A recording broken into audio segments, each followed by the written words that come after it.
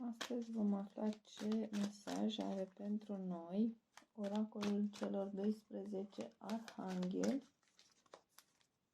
pentru ziua de luni 4 iulie.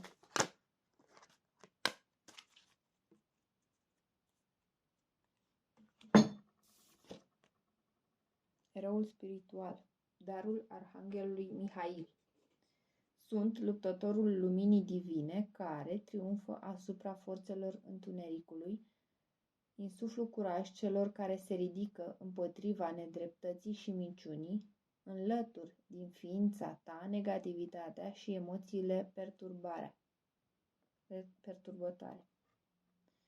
Dragilor, Arhanghelul Mihail, dacă nu știați, este foarte, foarte capabil să vă ajute și să tăiați acele stringuri emoționale care se creează în urma interacțiunii cu alți oameni. Deci este o zi foarte, foarte bună să îl invocați pe Arhanghelul Mihail și să-i cereți ajutor în a vă integra mult mai ușor în celulele voastre lumina divină. Să vă fie de folos.